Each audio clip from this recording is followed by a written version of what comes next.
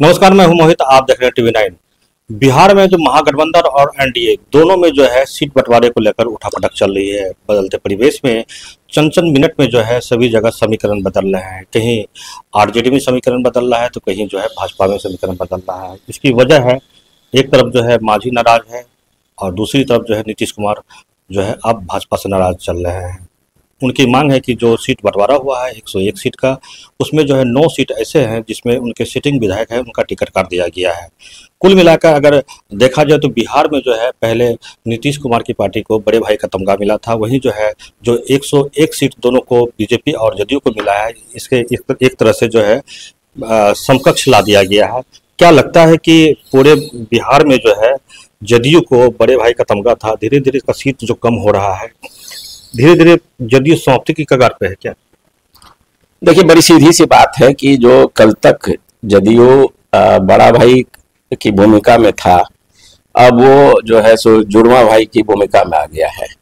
लेकिन समस्या ये है कि जो आप भी जानते होंगे कि जो बायोलॉजिकल प्रोसेस जो है जन्म लेने में, उसमें अगर बच्चे जुड़वा भी हो तो चंद सेकंड का फासला जरूर होता है, लेकिन यहाँ तो वो फासला भी मिटता हुआ नजर आ रहा है। तो जाहिर सी बात है कि ऐसे भी कुछ दिन पहले भी जो है सो भाजपा के जो प्रवक्ता थे, उन्होंने कहा था कि जो कोई बड़ा और छोटा भाई यहाँ नहीं है, सब बराबर हैं। तो इस स्थिति में उनकी आप मंशा आप देखिए, आप समझ सकते हैं, क्योंकि ये उनका भाजपा का जो है ये लंबे समय से एक एजेंडा रहा है। हालांकि उसकी पूर्ति नहीं हो पा रही थी नीतीश कुमार की वजह से। वो चाहते हैं कि अपने बलबूते जो है सो अपनी सरकार बना सकें। तो इस प्रक्रिया में लंबे समय से लोग लगे हुए थे। 2020 का जब आप चुनाव देखेंगे तो आप देखेंगे कि जो मोदी भक्त जो चिराग थे, उन्होंने उस समय भी जो है सो भाजपा का ही लंगोटा पहना था और वो मैदान में उतरे थे, और उस वजह से बड़ा नुकसान हुआ था, बड़े भाई की दुर्गति हो गई थी उस समय में। तो इस स्थिति में ये लंबी प्रक्रिया है जो कि 5 साल से चल रही है, और कहीं न कहीं इसकी मंशा रही है कि जो अपने बूते भाजपा सरकार बनाना चाहती है, उसके लिए वो धीरे धीरे अपना काम कर रही है। और इस बार जो टिकट वितरण हुआ है, तो जिस तरह से जो जदयू का जो सिटिंग सीट भी रहा है, या जो जदयू का प्रभाव वाला सीट रहा है, उसमें भी बड़ा हेर फेर कर करके तो नीतीश कुमार के नॉलेज में तो होगा कि अंधेरे में उनको रखा गया। देखिए, पता नहीं, अब जो अधिकृत तो संजय जी को किया गया था। हाँ, नहीं, ठीक है, सारा दारोमदार आज की तारीख में पार्टी का सारा दारोमदार जो है संजय कुमार झा जी के हाथ में है। तो अब आपको ये भी जानना होगा कि संजय कुमार झा जी आए कहाँ से हैं। वो भाजपा के से आए हुए हैं, और अगर जैसा कि विपक्षी पार्टियां भी आरोप लगाती रही है कि अभी आपने देखा होगा कि पूर्णिया सांसद पप्पू यादव का एक बड़ा बयान आया था।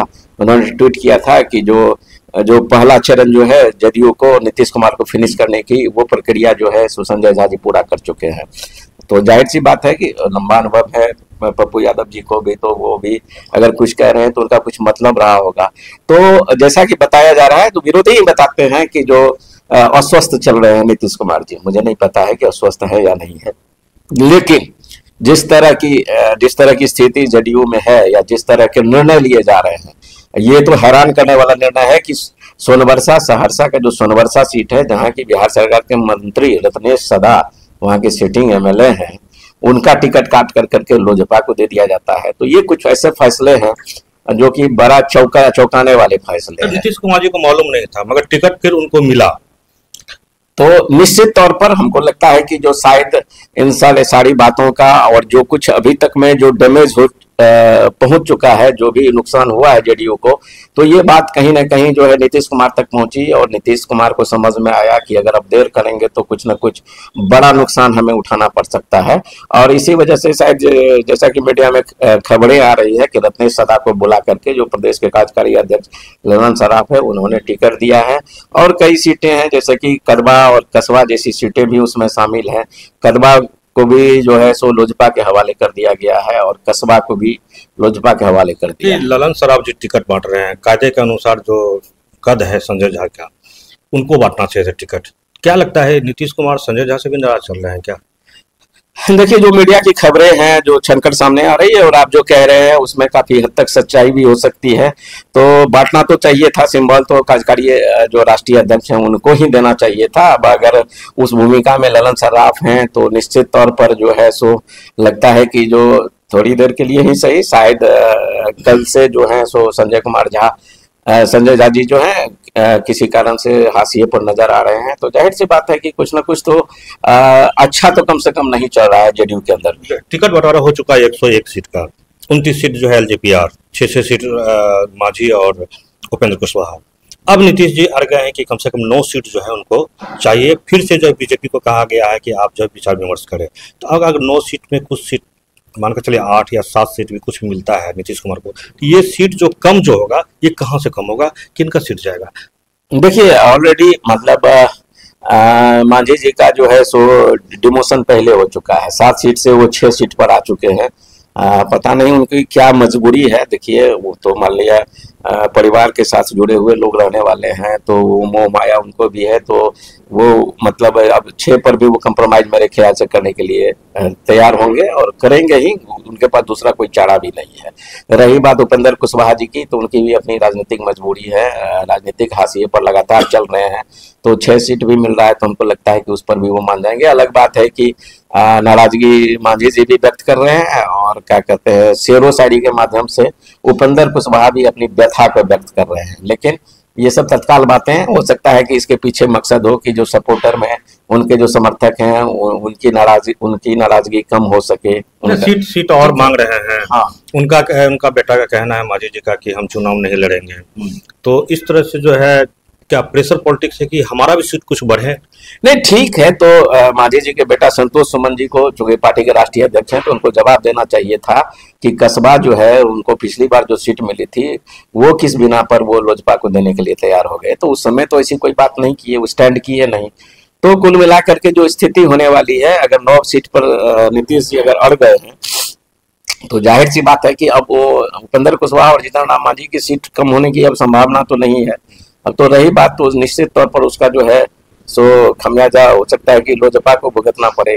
लेकिन बड़ा सवाल ये भी है कि जो अब लोजपा चिराग पासवान, जो कि अभी मान लिया बड़े हार्ड बार्गेनर के रूप में वो सामने आए हैं, अगर चिराग पासवान 29 सीट लेने में सफल रहे हैं, चाहे जिनकी भी कृपा हो, भाजपा की कृपा रही हो ये हम नहीं जानते हैं, तो बड़े हार्ड बार्गेनर के रूप में सामने आए हैं और बहुत कुछ तो दिखाई भी दे रहा है कि 29 सीट लेकर के वो आगे क्या करेंगे नहीं करेंगे, ठीक है ना। तो वो तो मान लिया अभी कहना मुश्किल है। तो इस स्थिति में वो मान भी जाएंगे, ये थोड़ा सा कठिन है। और आपको बता दें कि जो जिस तरह की बातें हाल के दिनों में चिराग पासवान करते रहे हैं, उसमें उनका क्या आगे राजनीतिक फैसला होगा ये थोड़ा सा कह पाना कठिन है। ये अभी गठबंधन में एनडीए में जो है उठापटक चल रहा है टिकट बंटवारे को लेकर। जो लोजपा को जो 29 सीट मिली है, नीतीश कुमार जी का कहना है कि उतना 29 सीट उनको नहीं मिलना चाहिए। मगर सीमांचल का 2 सीट है जिसमें भी फंसा हुआ है पेंच, कदवा है और कस्बा है। कदवा का क्या समीकरण था, क्यों एलजेपीआर को दिया गया, और कस्बा का क्या समीकरण था, क्यों एलजेपीआर को दिया गया? देखिए वो समीकरण की बात करेंगे, अगर कदवा और आप सीमांचल की कदवा और ये कस्बा की बात अगर आप करते हैं, तो आधार ये है, चिराग पासवान ने अपना ये आधार दिया होगा कि चूंकि उनके उम्मीदवारों ने दोनों जगह पर निकटतम प्रतिद्वंदी के रूप में अपने को स्थापित किया था, तो इस आधार पर उन्होंने दोनों सीट पर दावेदारी की थी। लेकिन आप तकनीकी बात इस तरह इसको समझिए कि जो चिराग पासवान ने जहां भी कस्बा हो या कदबा, दोनों जगह जो उम्मीदवार खड़े किए थे वो दोनों भाजपा के ही भाजपा में ही पले बढ़े लोग थे, ठीक है, वहीं के लोग थे, वो बागी बन करके आए थे। तो और आप अगर दोनों जगह का वोटिंग ट्रेंड आप देखेंगे तो आप पाएंगे कि जो भी वोट आया है दोनों जगह पर, वो प्रमुख चेहरे थे जेडीयू के संतोष कुशवाहा, उन्होंने पार्टी छोड़ दी है, तो उसकी वजह सिर्फ वही है। और इस वजह से अभी तो अगर तय माना जाए कि जो दोनों सीट लोजपा की हैं, जब तक कि उसमें कुछ तब्दीली नहीं हो जाती है, तो दोनों सीट अभी लोजपा के ही खाते में है। लेकिन मेरा ये अभी तो जीत हार के बारे में तो कुछ अनुमान कर पाना किसी के लिए भी कठिन होता है। आप नहीं कर सकते हैं कि कौन जीतेगा कोई हारेगा। ये सीमांचल की राजनीति को पकड़ रखते हैं, क्या लगता है कि लोजपा को जो सीट मिला है कदवा और कस्बा, वो उनके लायक है क्या? उनका जनाधार है इस दोनों क्षेत्र में? मेरे ख्याल से अगर आप कहेंगे तो मैं मानता हूं कि जो लोजपा का दोनों सीट में से किसी पर कोई जनाधार नहीं है। कदवा नैसर्गिक रूप से जदयू के खाते में जानी चाहिए और कस्बा जो है भाजपा के खाते में जानी जो चाहिए। वहाँ के पूर्व सांसद हैं वो मांग कर रहे थे दुलाल चंद्र गोस्वामी के हमको कदवा मिलना चाहिए। हाँ बिल्कुल, और चूंकि मान लिया उसी सीट कदवा सीट की वजह से ही जो है पूर्णिया के XMP जो है संतोष कुशवाहा, उन्होंने जदयू को छोड़ने का काम किया, और उसी समय में वहाँ उस कदवा सीट पर जो है सो जदयू के जो पूर्व सांसद थे कटिहार के दुलाल चंद्र गोस्वामी, उन्होंने अपनी दावेदारी पेश की थी। लेकिन हैरानी की बात यह है कि जो उनके खाते में भी नहीं गई, जदयू के भी खाते में नहीं गई, और वो जो है बड़ी आसानी से जो है लोजपा के खाते में चली गई। तो आरजेडी तो ज्वाइन कर चुके हैं अब संतोष कुशवाहा, तो आप कहाँ से लड़ेंगे फिर? जो देखिए, अब संतोष कुशवाहा कहाँ से चुनाव लड़ेंगे ये तो मैं निश्चित तौर पर कुछ नहीं बता सकता हूँ, लेकिन जो चर्चा सुनने के लिए मिल रही है उसके अनुसार राजद जो है सो उन्हें धमदाहा विधानसभा क्षेत्र से अपना प्रत्याशी बनाने के लिए सोच रही है। हालांकि अभी तक कोई ऐसा कोई सूची नहीं आई है, कुछ इस तरह की कोई बात बहुत नहीं फाइनल नहीं है, लेकिन जो हवा में जो बातें हैं, जो राजनीतिक गलियारे में चर्चा चल रही है, तो उनका जो है सो धमदाहा से चुनाव लड़ना तय माना। संतोष कुशवाहा चाह रहे हैं या संतोष कुशवाहा अपने भाई के लिए प्रयास कर रहे हैं? जी नहीं, बिल्कुल उसमें उनके भाई की कोई बात नहीं है। अगर चुनाव लड़ेंगे धमदाहा से तो वो राजद उम्मीदवार के रूप में संतोष कुशवाहा ही लड़ेंगे, उनके भाई की कोई बात नहीं है। हाँ, उनके जो चर्चा है उसके अनुसार वो भाई के लिए वो कदवा सीट उस समय मांग रहे थे, लेकिन पार्टी ने उन्हें कहा था कि आप खुद के लिए वहाँ तैयारी कीजिए, और उस हिसाब से वो चल भी रहे थे। और चूंकि फिर जब इनको जगह नहीं मिली तो उसके बाद इन्होंने नाराज होकर के पार्टी से रिश्ता तोड़ा। ऐसा तो नहीं है, संतोष कुशवाहा जी का जो है इस सीमांचल एरिया में जो है प्रभाव तो है ही, धीरे धीरे कुशवाहा समाज के नेता के रूप में पूरे बिहार में उभर रहे थे। कहीं न कहीं जो है इनका पर तो नहीं कतरा गया है जदयू में, क्योंकि उनका कहना है कि जब मोदी का लहर था तो उस समय वो जीते थे, एक कौशलेंद्र जी जीते थे नालंदा से, उनको मंत्री बनना चाहिए था, मगर जो हार गए उनको MLC बनाया गया, राज्यसभा सांसद बनाया गया, मंत्री बनाया गया। तो कहीं ना कहीं फिर कदवा सीट बोल रहे हैं, उनकी मांग थी, उनको नहीं दिया गया। कौन है उनको डैमेज कर रहा है? देखिए, जैसा कि मैं सुन रहा था संतोष कुशवाहा जी को, तो उनका साफ इशारा था, मुझे किसी का नाम बोलने में कोई परहेज नहीं है, मैं बोल सकता हूँ कि वो उनका सीधा आरोप था कि जो पार्टी जो है सो हाईजैक हो चुका है, और उसको जो है इस पार्टी को जो है संजय झा समेत जो है सो विजय चौधरी और ललन सिंह जैसे लोग जो हैं चला रहे हैं, वही मनमानी कर रहे हैं। और उनका दर्द ये था कि वो उस समय जीते थे जब देश में मोदी की लहर थी, और तब उन्होंने जो है सो यहाँ जीत दर्ज किया था, और बड़े कद्दावर जो उदय सिंह थे, बड़े कद्दावर नेता माने जाते थे, तो उनको उन्होंने हराने का काम किया था। और वो कल जिक्र कर रहे थे कि देर रात जब मैं उस दिन चुनाव जीता था तो देर रात नीतीश जी ने उन्हें फ़ोन करके कहा भी था कि जो शब्द थे उन्होंने जो कहा कि संतोष जी आपने मेरी इज्जत बचा दी। तो उनका कहना था कि जब हम इतने दिनों से उनके साथ थे, लेकिन आज हमको लग रहा है कि हम आज हाशिए पर हैं। उनका ये भी सीधा आरोप था कि जो कुछ लोग हैं पार्टी में जो कि पार्टी को हाईजैक करें, वो नहीं चाहते हैं कि संतोष कुशवाहा जैसा आदमी जो पिछड़ा का नेता है, पिछड़ा का बेटा है, वो आगे बढ़े। और इस देखिए आप जो कह रहे हैं ठीक है कि निश्चित तौर पर आज की राजनीति में, बिहार की राजनीति में कुशवाहा समुदाय जो है वो हॉट केक है, उसको हाथों हाथ आरजेडी भी लेने के लिए तैयार है। तो ऐसी स्थिति में जो है सो हाल के दिनों में जो है सो निश्चित तौर पर संतोष कुशवाहा जो कुशवाहा नेता के रूप में खास करके कोसी सीमांचल और उत्तर बिहार की अगर बात करें तो निश्चित तौर पर इनका कद कुशवाहा चेहरा के रूप में बढ़ा था।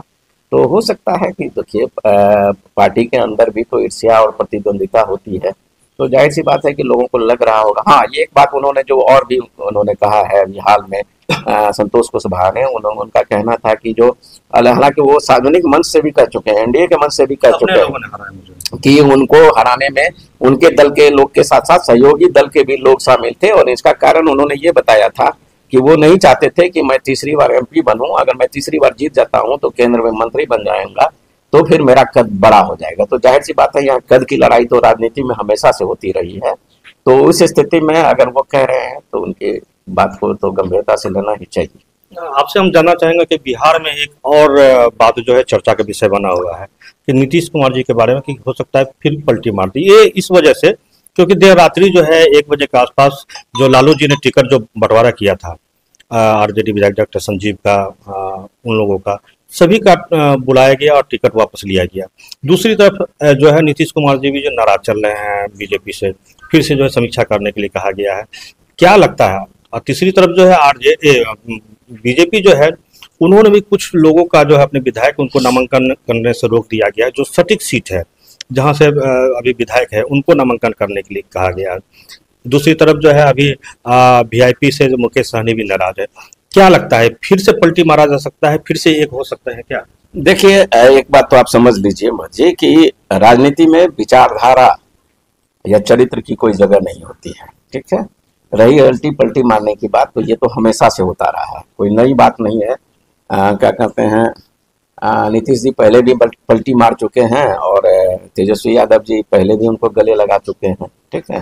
तो ये सब तो खैर चलता रहता है, और अगर फिर वैसा हो जाए तो बहुत कोई आश्चर्य की बात नहीं है, कोई नई बात नहीं होगी। लेकिन मुझे जो लगता है कि जो अगर इस बार नीतीश कुमार जी पलटी मारते हैं तो उसका तेजस्वी यादव किस तरह से स्वागत कर पाएंगे। निश्चित रूप से जब कोई राजनीतिक मजबूरी होगी, एक तरफ आप सुन रहे होंगे कि जो कांग्रेस से भी उनकी बात नहीं बन पा रही है, तो हाँ, ये संभावना बनती है कि अगर कांग्रेस अगर अलग से लड़ना चाहेगी, अपना अलग अस्तित्व तलाश चाहेगी, तो उस समय में विकल्प होगा तेजस्वी के पास कि वो फिर से एक बार चचा को गले लगा दें। तो इस स्थिति में ऐसी बातें हो सकती है। अन्यथा तेजस्वी नहीं चाहेंगे कि फिर से उसी गलती को दोहराया जाए, कि जो फिर पता नहीं चाचा का क्या भरोसा कि कब वो क्या कर लें।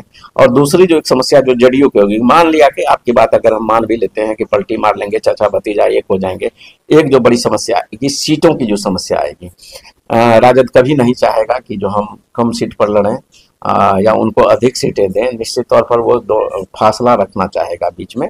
और आप एक तय मानिए कि जिसमें कोई शक नहीं है कि आप ये कि एक बिहार की राजनीति की एक सच्चाई है कि नीतीश कुमार जिधर भी जाते हैं तो पल्ला भारी हो जाता है। अगर वो तेजस्वी के साथ जाएंगे तो निश्चित तौर पर कोई इस जेडीयू और आरजेडी के जीत को कोई रोक भी नहीं पाएगा, इसमें आप इनकार नहीं कर सकते।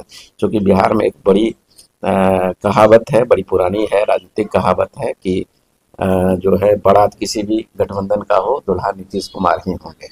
तो इस स्थिति में चलिए, तो आपने सुना कि ये थे हमारे साथ सीमांचल के वरिष्ठ पत्रकार पंकज भारतीय जी, जिन्होंने सारी बात बताई और उन्होंने कहा कि बारात किसी का भी हो, दुल्हा जो है नीतीश कुमार ही बनेंगे। मगर दूसरी तरफ जो बिहार में अभी जो पल पल जो है परिवेश जो बदल रहा है वहाँ, उसमें जो है सीमांचल कहाँ रहेगा, और जो सीट का जो बंटवारा को लेकर जो अभी खींचातानी चल रही है एनडीए में और महागठबंधन में, हो सकता है कि आने वाले समय में जो है नीतीश कुमार जो है राजद की तरफ हो जाए। हो सकता है जो प्रेशर पॉलिटिक्स जो नीतीश कुमार अभी 9 सीट का कर दिए हैं बीजेपी से, हो सकता है जो एलजेपी-आर का सीट जो है कम हो सकता है।